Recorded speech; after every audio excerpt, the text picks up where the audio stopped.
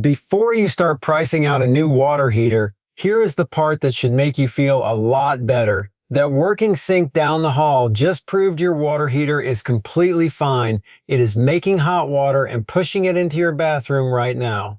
The thing standing between you and a hot shower is almost never the big expensive tank in your garage. It is usually a part smaller than your thumb, hidden right behind the shower handle, and most of the time it is either a free adjustment or a part that costs less than a pizza. So if you have got hot water at the faucet but the shower runs cold or lukewarm, this is the exact problem I want to walk you through. I am going to show you how to read your specific symptom, figure out which little part is the culprit, and fix it yourself in most cases. I have pulled apart a fair number of these valves and dug through what the plumbers and the manufacturers actually say, so you do not have to. Let me start with why that sink matters so much. Because it does almost all of your diagnosis for free. Hot water for your bathroom usually runs off one supply line that branches out to everything in there. When the sink 2 feet from your shower gives you steady hot water, 3 big problems are immediately off the table. It means your water heater is doing its job and the hot line feeding that whole bathroom is clear. The only thing left that could be failing is the last few inches of plumbing inside the shower valve itself. That one observation just saved you from chasing a dead water heater or a frozen pipe that was never the issue. Test the sink closest to the shower first. If it runs hot, you have got your answer about where the fault lives. Now, what is actually behind that handle? Almost every single handle shower built in the last few decades runs on what is called a pressure balance valve. Inside it sits a cartridge, which is the part that blends hot and cold water together. Inside that cartridge is a little piston called a balancing spool that keeps your temperature steady when someone flushes a toilet. And on the handle itself, there is a plastic or metal collar called the rotational limit stop. That stop is a safety device that caps how far you can crank the handle toward hot so nobody gets scalded. That is 3 small parts, and one of them is almost certainly your problem. The way to tell which one is to listen to what your shower is actually doing. Here is the first and most common pattern. The water gets warm, maybe even pleasantly warm, but it never gets truly hot no matter how far you turn the handle. If that is you, the culprit is almost always that rotational limit stop, and this is the best news you can get because the fix is free. Over time, or after someone replaced the handle, that stop can end up set too conservative. It is physically blocking the handle from rotating far enough to pull in the hot water that is sitting right there waiting. To fix it, turn off the shower and pop off the handle. The fastener is usually a small set screw hidden under the handle or behind a little snap-off cap, and it often takes a tiny Allen wrench rather than a screwdriver. Once the handle is off, you will see that limit stop, a notched ring you can rotate by hand. Turn it toward the hot side, just one notch or one tooth at a time. Put the handle back on loosely, run the shower, and check the temperature. Still not hot enough? Take it one more notch. You are sneaking up on it on purpose because this is a scald guard and you do not want to blow past safe. A good target is hot water at the head that tops out around 120 degrees. Never yank the limiter out completely just to get more heat.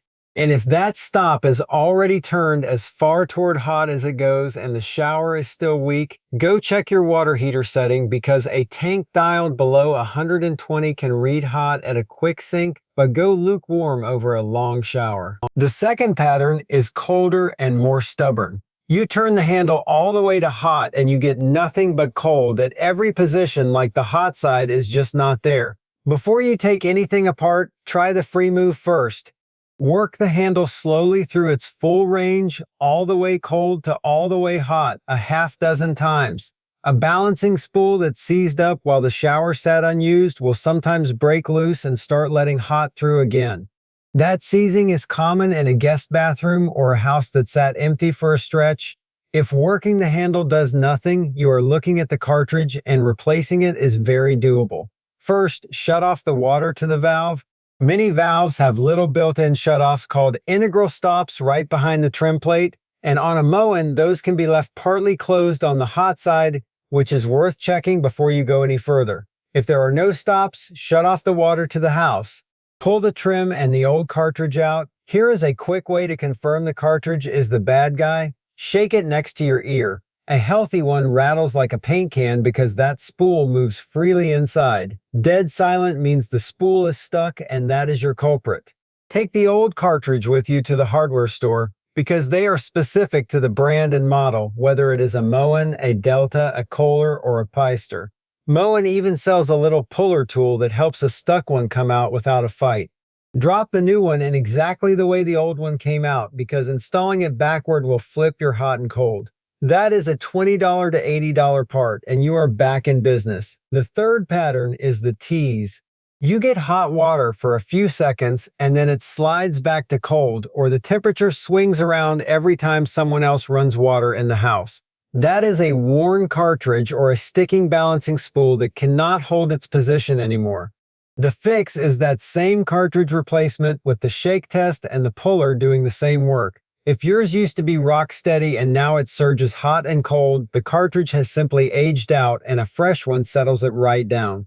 A few other suspects are worth knowing about because they catch people. If your hot water faded slowly over months and you notice gritty bits, mineral buildup may be partly choking the hot side of the valve or the shower head.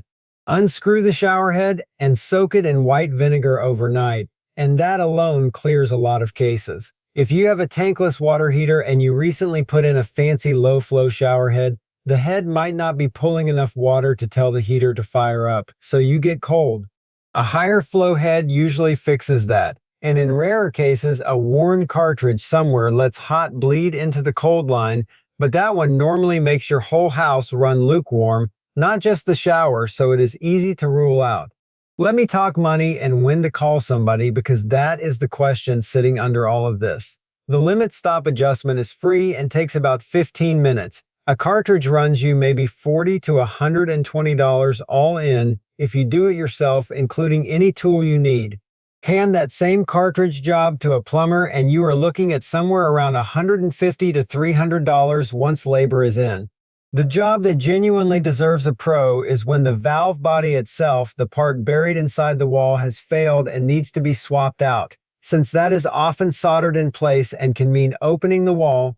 Also call someone if you cannot get the water shut off or if you replace the cartridge and it is still stubbornly cold because at that point something less common is going on. So here is where that leaves you.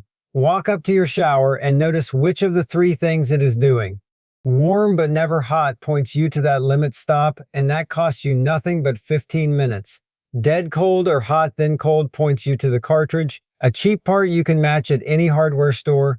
The water heater you were worried about was never the problem, and the sink already told you that.